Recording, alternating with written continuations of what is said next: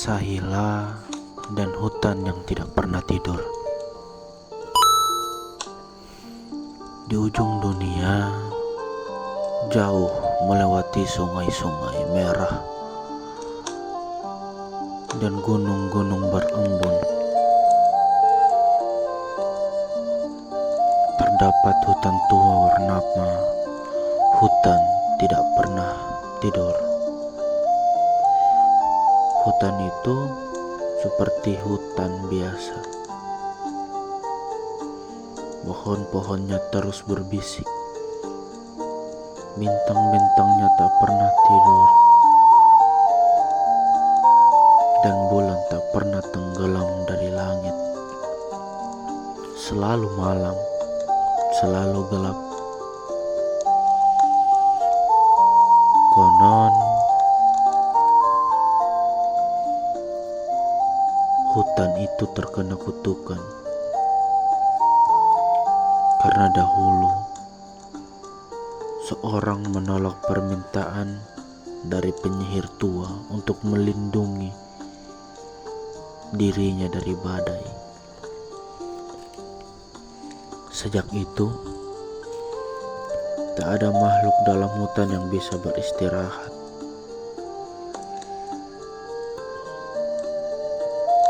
Mata-mata mereka terus terbuka. Tubuhnya lelah dan jiwanya letih. Seorang gadis kecil bernama Sahila di pinggir hutan itu, di sebuah desa kecil, tinggal seorang gadis bernama Sahila. Ia hanya anak petani miskin, tapi punya rasa ingin tahu yang luar biasa.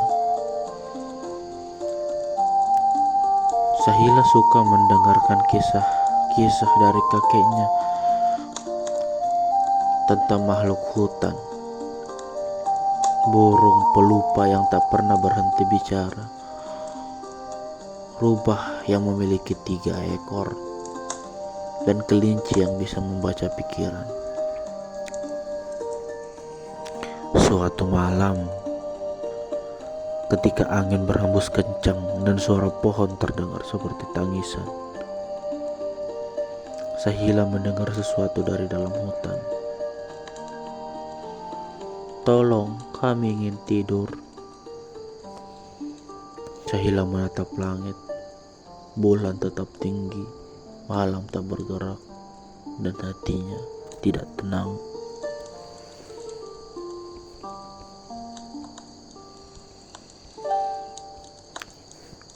Keesokan malamnya,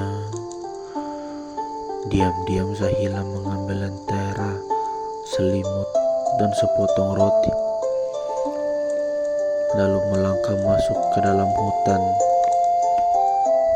tidak pernah tidur. Banyak yang berkata, siapapun yang masuk tidak akan keluar. Tetapi Sahila punya sesuatu yang tak semua orang miliki, yaitu rasa iba yang lebih besar dari rasa takut. Di dalam hutan, ia disambut oleh keheningan yang padat. Mata-mata dari semak-semak memandanginya, tapi tak satu pun menyerang. Setelah berjalan cukup jauh, ia bertemu dengan makhluk pertama. Seekor burung hitam dengan mata merah menyala. Aku cilala. Aku lupa bagaimana tidur. Aku lupa bagaimana mimpi. Tapi aku ingat oleh nada. Burung itu pun bernyanyi. Dengan suaranya membuat dedaunan bergetar seperti hujan yang lembut.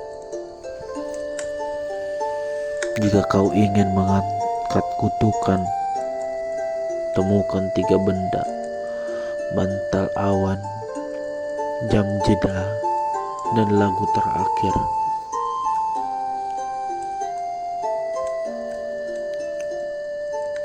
Sahila pun mulai perjalanan mencari ketiga benda itu dengan Cilala sebagai petunjuk jalan. Bantal awan.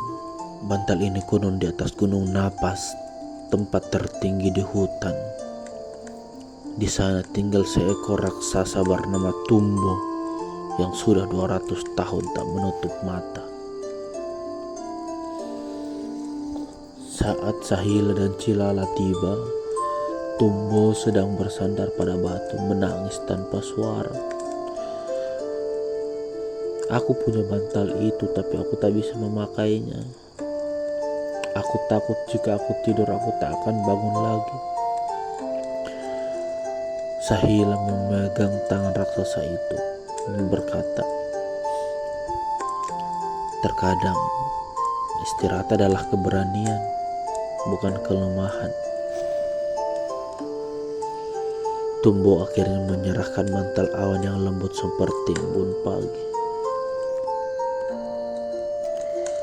Jam jeda. Jam ini berada di Danau Cermin yang dijaga oleh seekor kura-kura tua yang bisa berbicara mundur.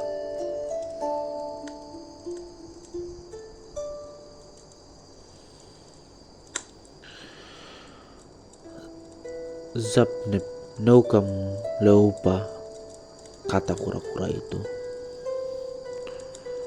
Setelah diterjemahkan oleh Cilala, ternyata kura-kura itu berkata, untuk memiliki waktu terhenti, kau harus memberinya sesuatu yang tidak bisa kembali, yaitu kenangan. Sahila mengingat kenangan terindahnya saat ibunya menyanyikan lagu tidur sebelum ibunya pergi untuk selamanya. Dengan berlinang air mata ia menghembuskan kenangan itu ke dalam danau. Airnya berubah menjadi tenang dan jeda muncul dari dasar air berdetak dengan sangat pelan. Lagu terakhir yang terakhir ada di gua sunyi,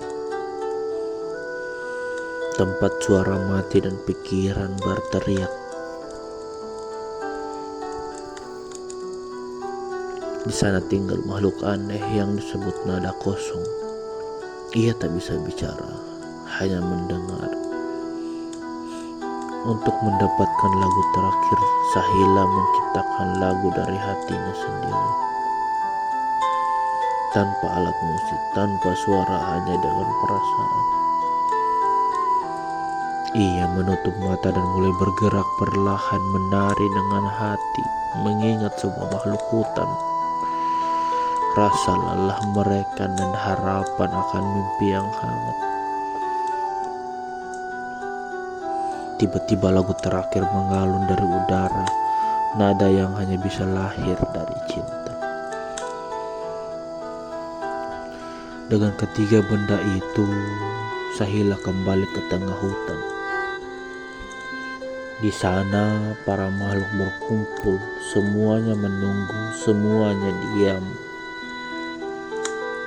Ia meletakkan bantal awan di tengah lingkaran batu, menaruh jam jeda di atasnya, dan lagu terakhir mulai mengalun lembut dan lambat. Satu persatu, makhluk-makhluk mulai menguap.